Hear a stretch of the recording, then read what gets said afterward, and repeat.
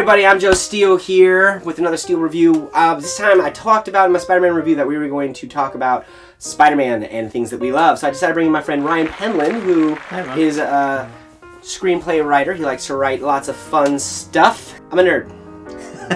I like Spider-Man. I love it how you just kind of went in there with no question. No, I'm a nerd. That's it.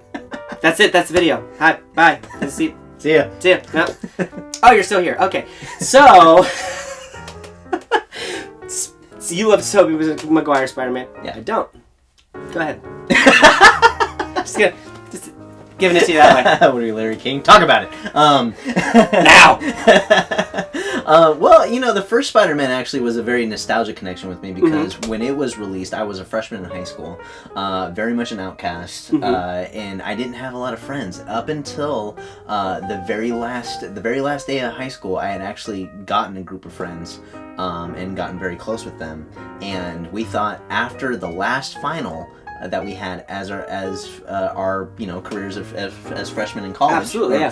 Excuse me, high school. That makes more sense. Yeah, a little bit. That we would make a double feature day at the movies. Nice. And the first one we saw was Star Wars Episode 2, Attack of the Clones. Awesome. Yeah. And the next was Spider-Man. I'm jealous. Right. When I saw Spider-Man double feature as well at the drive-in, and it was Enough. Jennifer Lopez is Enough, which I was like 10 going, who cares? And then the first Spider-Man movie. Right. So that was my connection with the first one. The second one, however, was whenever I was able to appreciate film a lot more. And Spider-Man 2 is by far my favorite Spider-Man out of all the Spider-Man movies. It's really good. Okay, I can't say it's my favorite. It was my favorite. Up until recently. If you want to not hear me talk about it, then turn off the thing, because I'm about to spoil some crap, because I freaking loved it. Let's talk about Spider-Man, just Spider-Man. Tobey Maguire Spider-Man, logistically is a nerd. Right. As soon as I didn't see him have his web stuff, his web fluid, I went, no, he's not that. Okay, you're a nerd, but you're not the science nerd that actually is going to go, oh, while I'm fighting an electric bad guy, I need to ground my web so I don't get killed. Oh, I'm fighting a symbiote. Well, I need to add some stuff in my web fluid that causes them to not like it when they run. Oh, so like all the comic books I read, Spider-Man was very smart in being proactive, using his web shooters and using technology around him to defeat bad guys. See, so from a comic book standpoint, that makes sense. For me personally, since I'm not, I was never really exposed to the comic books. Yeah, I had more. I was coming at it from a film standpoint, and since I had a love for the supernatural, and being that Sam Raimi was also the director of the Evil Dead films, I really liked the fact that he was exercising his horror roots with. And the supernatural with having the webbing be more of a supernatural aspect to it, as well as the birthing, like the birth of Doc Ock in the hospital was one of the. It was a terrifying. It is really good. See, I love that whole. I love it, and I love that they gave sentience to the claws as well, because I'll tell you, in the original comic books, it's not even in the way it is. And, oh wow, it's not the way it is at all. Well, what's really nice about it is they've done a lot of modernizing a lot of the comics, and I can appreciate that. Like what they did with the new Spider-Man Homecoming, and how they took, again, spoilers, people, how they took the technology from the Avengers first fight. They were harvesting, or they were taking the technology, scrapping them, and said, let's make weapons with them. I love that element. Creating the resolve and like going, let's take the biggest mistake, not the biggest mistake, but let's take this and make sense of it. Let's create out of what we have. So I really appreciated that. I didn't care about Tobey Maguire as much as I cared about Andrew Garfield, or as I cared about Tom Holland. But Tom Holland had his breaking moment. They literally took like the quintessential Spider-Man, was like, hey, let's break him and put a building on top of him and have you not care. Go ahead, try. That was a really good try.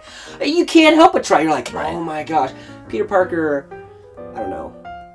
With Tobey Maguire's, I felt like. Well, see, but here's the thing though. I can't compare. It's hard to compare that to now because everything's changed and evolved in the comic books and the cartoons and all that stuff has changed and evolved. and they're bringing in more stuff that they never did before and changing how it all was approached. So. Well, let me kind of counteract that, and let's go back to Spider-Man 2 with one of my favorite scenes in that movie, which was the scene on the subway where he's trying to. I love that scene. He was trying to stop the train from derailing, right? So in that particular scene, if we go back and we revisit it, the intensity of that whole scene. Remember, I'm not a comic book guy. I know. So I'm approaching it strictly from a film standpoint. But it's super intense. Right. So you're on the edge of your seat the whole time, and you're seeing Tobey Maguire's Spider-Man push himself beyond his limits, and not only that, the interaction that he has with the people that he's trying to save, and then as he's pushing himself beyond his limits, and he goes maybe a little bit too far, the way that the people actually step in and help him, like I actually teared up during that scene. It's a very emotional. It is a very emotional scene. Well, and they did steal that moment. They tried to steal it with the Tom Holland one, to a degree. Yeah. But I like that he failed.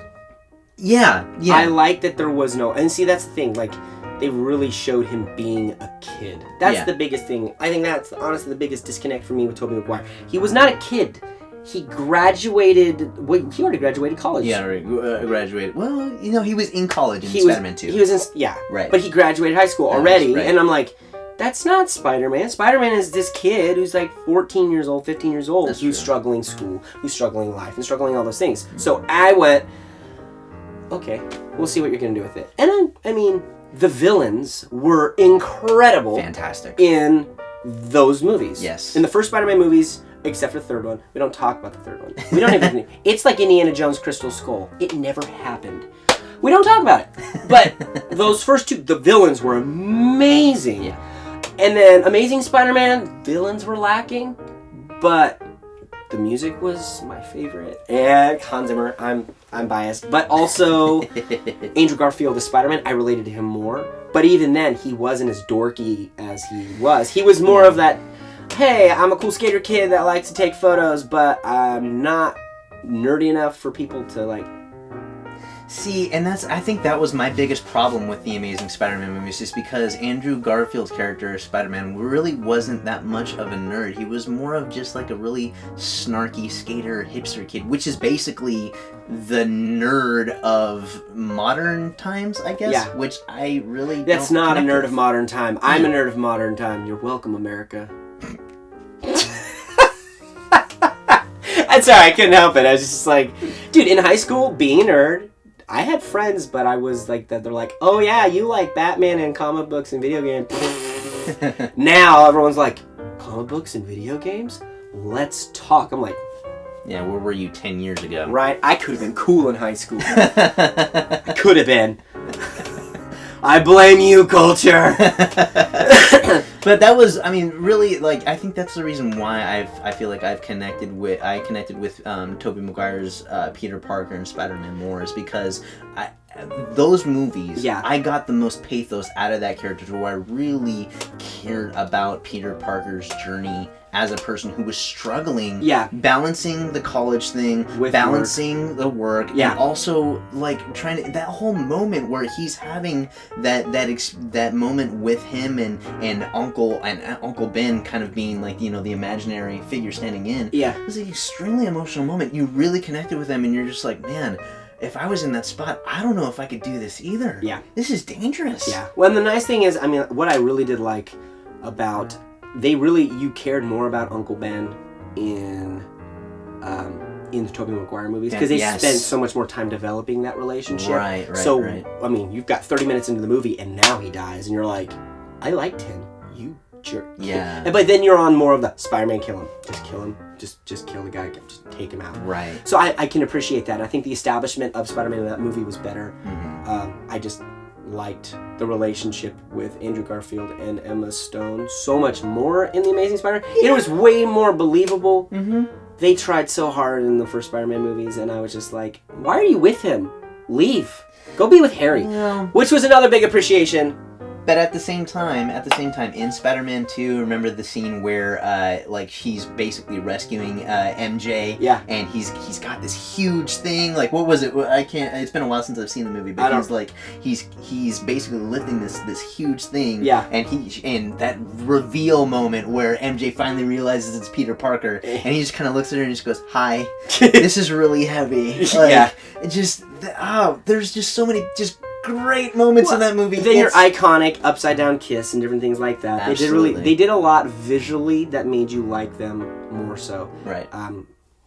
And that's all I can say. There were so many just masterful things about Spider-Man 2 that it's just for me it's extremely hard to top. Luckily though, Spider-Man Homecoming came in a very, very, very close second. And I'm on the one where I liked the second one. I liked Homecoming way more. How they took the resolve of both the hero and the villain. They took the best elements of Spider-Man 2. Right. Like yes. Vulture, Michael Keaton. I love Michael Keaton. Did so good. He's awesome. He had such resolve as that villain, and you felt like Spider-Man 2. Yes. Like he had the conviction, he had the resolve, you believed in what he was going to do, you were like terrified to a degree, but also kind of charmed in a weird way. Like, it was good. It was good on a couple different levels. Number one is that it really did give you a believable villain that you actually understood his cause. At the same time, it also on another level, it also kind of fixed the Marvel problem where it's like great heroes, weak villains. Yeah, and one that Marvel's been lacking in that for a while. Right. Well, and so, but then they took the elements that I liked of Andrew Garfield, making him super nerd. Mm-hmm.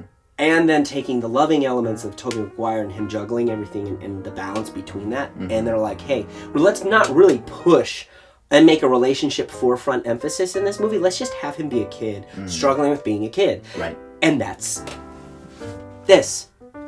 Like, I went, you did it! Spider-Man Homecoming did a very good job. I will admit that. It balanced everything so well, his breaking moment and how they did all that stuff. But I even loved how they brought in Iron Man. He was just kind of like, I honestly thought they were going to make Iron Man more of a bad guy. Oh, really? But he was just kind of like, you're doing, kid.